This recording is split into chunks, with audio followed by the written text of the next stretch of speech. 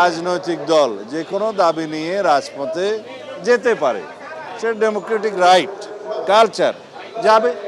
বিরোধী দল থেকে একটা মাননীয় বিরোধী দলীয় নেতা মুলতবি প্রস্তাব উত্থাপন করেছিলেন। বিরোধী দলীয় সদস্যরা সরকারি দলীয় ট্রেজারি বেঞ্চের সদস্যদের চাইতে কয়েক মিনিট বেশি বরাদ্দ পেয়েছে, আলোচনা হয়েছে। মানে বিরোধী দলীয় নেতা আগে এবং পরে বক্তব্য রাখার সুযোগ পেয়েছেন। তো বিধি মোতাবেক মুলতবি প্রস্তাবের উপরে আলোচনা অনুষ্ঠিত হয়েছে। আর আলোচনা অনুষ্ঠিত হওয়াকে পার্লামেন্টের ল্যাঙ্গুয়েজে বলে এটা টকড আউট। আলোচনা হয়েছে, তারা আলোচনা চেয়েছিলেন, দ্যাটস অল। এখন সংস্কার এবং সংশোধন নিয়ে তারা বলছে যে আপনারা তাদের যে জুলাই সনদে যে দাবি ছিল জনগণের, সেটাকে অগ্রাহ্য করেছেন, সেটা তারা আন্দোলন করবে। এটা দাবি নয়, মুলতবি প্রস্তাবের উপরে আলোচনা চেয়েছিলেন। মুলতবি প্রস্তাবটা উত্থাপিত হওয়ার পরে মাননীয় স্পিকার সেটা গ্রহণ করে আলোচনার জন্য 3 দিনের মধ্যে আলোচনার বিধান আছে, আলোচনা হয়েছে।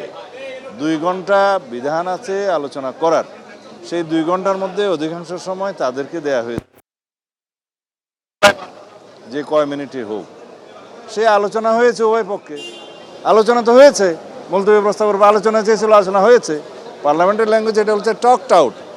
এরপরে সেটার আর কোনো নিষ্পত্তি নাই। তো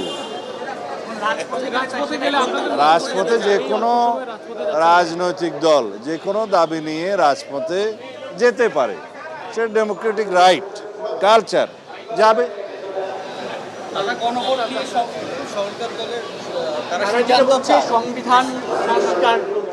আমি আবারও বলছি, এটা সিদ্ধান্ত প্রস্তাব নয়, এটা আলোচনার জন্য মুলতবি প্রস্তাবের উপর আলোচনা। আলোচনা তো হয়েছে, টকড আউট, আলোচিত হয়েছে।